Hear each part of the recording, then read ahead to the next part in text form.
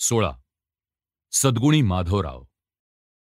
भुवमधिपतिर्बाला वस्थोप्यलम परिरक्षितुम न खलू वयसा जात्ये वायम स्वकार्य सहोभर. नानासाहेबांच्या मृत्यूमुळे महाराष्ट्र वस्तुतः पोरके झालेले पाहून आणि पानिपतला महाराष्ट्र मंडळाला सहन कराव्या लागलेल्या मोठ्या आघाताने ते कोलमडून पडेल अशा आशेवर महाराष्ट्राच्या शत्रूंनी सर्व दिशांनी उठावणी केली आणि त्याच्यावर मारा चढवावयाला प्रारंभ केला. आपला स्वामी जो म्हैसूरचा हिंदू राजा, त्याच्यापासून म्हैसूरचे राज्य बळकावून घ्यावयाला आणि दक्षिणेच्या बाजूने महाराष्ट्रावर चालून जावयाला ही संधी चांगली आहे असे हैदरने ठरविले.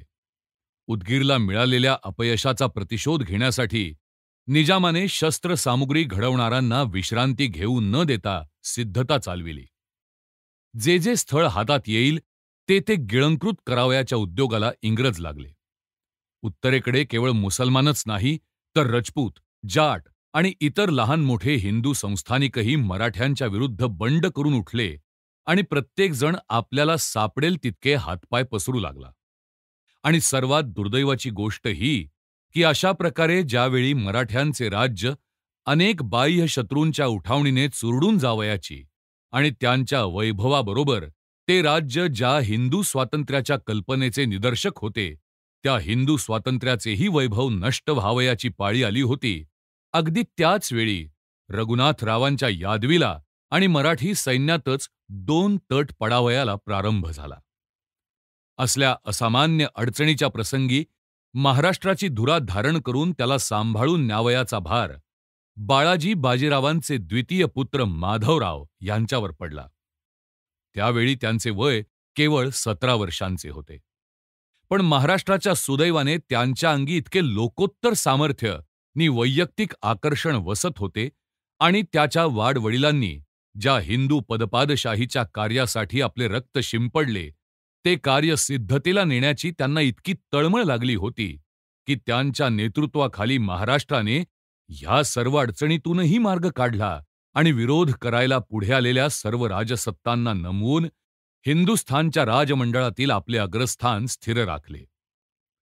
पहिल्याने निजामाने आपल्या दैवाची परीक्षा पाहिली. सामर्थ्याच्या दृष्टीने मराठी राज्य आता मृतप्राय झाले आहे अशी कल्पना करून तो सरळ पुण्यावर चाल करून आला. हिंदू धर्माचे संरक्षक म्हणून मराठ्यांनी मिळवलेली कीर्ती पायांखाली तुडविण्यासाठी येताना वाटेत त्याने टोके येथील हिंदू देवालय भ्रष्ट करून पाडून टाकले. पण त्याची स्वारी होताच सर्व दिशांनी मराठ्यांचे 80 सहस्र सैनिक आपल्या राजधानीचे रक्षण करण्यासाठी धावून आलेले आणि त्याच्या विरुद्ध युद्धार्थ उभे राहिलेले पाहिल्याबरोबर तो पूर्णपणे हताश होऊन गेला. उंदेरीला त्याचा पराभव होऊन त्याला मागे परतावे लागले. पण इतक्यात राघोबाने आपल्या नीच प्रवृत्तीचे प्रदर्शन करून त्याच्याशी कारस्थाने चालू केली आणि आपल्या प्रत्यक्ष पुतण्याच्या तरुण माधवरावांच्या विरुद्ध मराठ्यांना चिरडून टाकावे ह्या हेतूने निजाम पुन्हा एकदा प्रचंड सैन्य घेऊन बाहेर पडला. नागपूरचे भोसले आणि दुसरे काही मराठे सरदार त्यांच्या पक्षाला जाऊन मिळाले. पण मराठ्यांच्या इतिहासात नेहमीच असे घडून आलेले दृष्टोत्पत्तीस येते की मराठ्यांचे राजकीय ऐक्य मोडून टाकणाऱ्या स्वार्थी आणि अराष्ट्रीय शक्ती ज्या ज्यावेळी प्रबळ होत त्या त्यावेळी लागलीच किंवा लवकरच त्यांच्यातील उपजत राष्ट्रीय भावनाही जागृत होऊन त्यांना तोंड देत आणि प्रसंगी शिक्षाही लावीत. मधून मधून आत्मप्रौढीमुळे किंवा स्वार्थ प्रवृत्तीमुळे काहींच्या हातून राष्ट्रविघातक आचरण घडत असले तरी एकंदर महाराष्ट्रात उपजत राष्ट्रीय भावनेचे हे वैशिष्ट्य एकसारखे आढळून येते. ह्यावेळीही तसेच झाले.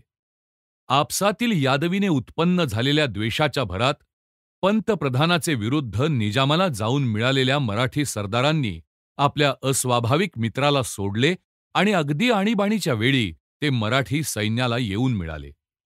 निजाम चांगला तोंडघशी पडला. इसवी सन 1763 मध्ये राक्षस भुवन येथे घनघोर युद्ध झाले आणि पुन्हा एकदा मराठ्यांच्या संयुक्त सैन्याने मुसलमानांवर मोठा विजय मिळविला. निजामाचा दिवाण मारला गेला. इतर 22 मोठे सरदार विद्ध किंवा काराबद्ध झाले आणि त्यांच्या तोफा आणि सर्व युद्ध सामुग्री मराठ्यांच्या हातात पडली. आपण उदगीरच्या युद्धात जे जे गमावले ते पुन्हा परत घेण्यासाठी निजाम आला होता आणि पुण्याचा कारभारी आपल्या मान्यते वाचून नेमता कामा नये अशी मराठ्यांना आज्ञा करण्याचे धार्ष्ट्य त्याने केले होते. पण उदगीरची हार झाली ती झालीच, त्या व्यतिरिक्त आणखी 82 लक्ष उत्पन्नाचा प्रदेश मराठ्यांच्या स्वाधीन करून त्याला आपली सुटका करून घ्यावी लागली. नवीन पंतप्रधान किशोरवयस्क माधवराव ह्यांनी केलेले हे पहिले युद्ध. पण त्यात त्यांनी आपले कौशल्य आणि कर्तृत्व इतके दाखविले की लागलीच ते आपल्या राष्ट्राचा मार्गदर्शक होऊन त्याच्या सर्व शत्रूंच्या विरुद्ध कोणत्याही प्रसंगातून निभावून न्यावयास समर्थ असे हेच योग्य पुढारी आहेत असा सर्व महाराष्ट्राला एकदम विश्वास आला.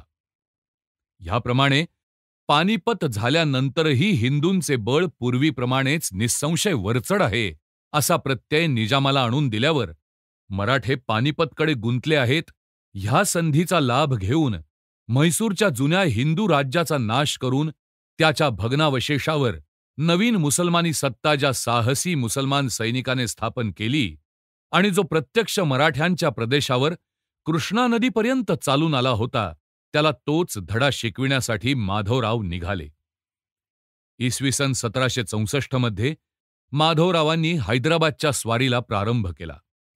पुन्हा मराठा सैनिकांनी धारवाड हस्तगत केले आणि घोरपडे, विंचुरकर, पटवर्धन इत्यादी सेनानायकांनी हैदरावर सर्व बाजूंनी आक्रमण करीत त्याला कोंडीत धरले. हैदर मोठा कुशल सेनापती आणि चिवट योद्धा होता. पण रट्टेहाळीला केलेल्या निकराच्या युद्धाने मराठ्यांच्या पुढे टिकाव धरणे अशक्य आहे हे हैदरच्या अनुभवाला आले.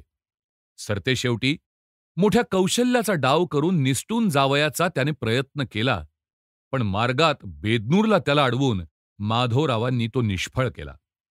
म्हणजे त्याला युद्ध देणे भाग पडले आणि त्यात मुसलमानी सैन्याची अपरिमित हानी झाली. सैन्याचे पुढारी पण स्वतः आपण स्वीकारून माधवरावांनी इतक्या थाटाने मारा चढविला की हैदरच्या सैन्याचा पुरा मोड केला.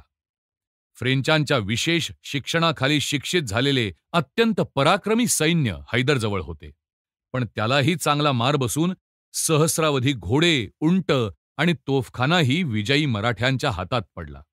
आता आणखी प्रतिरोध करणे अशक्य होते.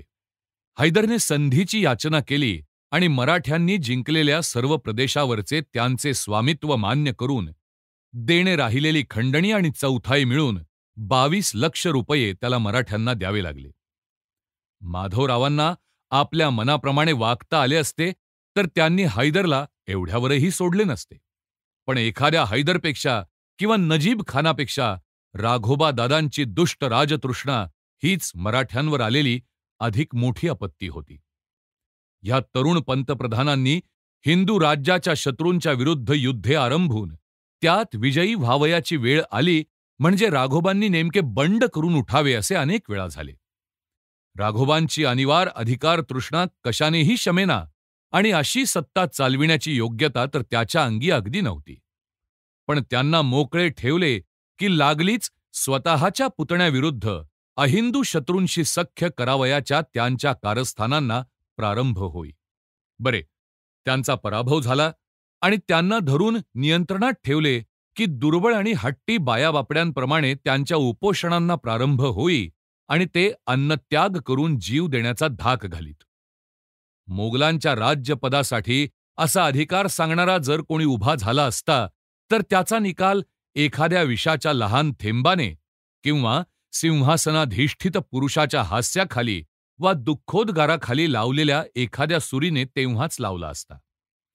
पण पुण्याच्या गादीवर अधिष्ठित झालेले तरुण पंतप्रधान म्हणजे औदार्याची आणि धार्मिकतेची मूर्ती होती. चुलत्याने राज्याची वाटणी करण्याविषयी बोली घालताच त्यांनी त्याला अत्यंत निरपेक्षतेचे पत्र पाठविले. माधवराव लिहितात, राज्य कोणाचे? आम्ही वाटणार कोण? ही दौलत मोठी. या दौलतीत सर्व लहान मोठ्यांनी अनुकूल असून जेणेकरून दौलत नीट होय ते सर्वांनी करावे. ते एकीकडे राहून दौलत दोजागी करावी हेच तीर्थस्वरूपांचे मानस. त्यास आम्हास काही करणे नाही, कारण की ही दौलत पहिल्यापासून एकानीच करावी. वरकडांचा भार करणारावर असावा. आता वडिलांचे मानस वाटणी करावी, त्यास आम्हास काही करणे नाही. का की अशाने दौलत चालणार नाही आणि दोहो जागी दौलतांचे वाटे केल्याने लौकिकासही वाईट.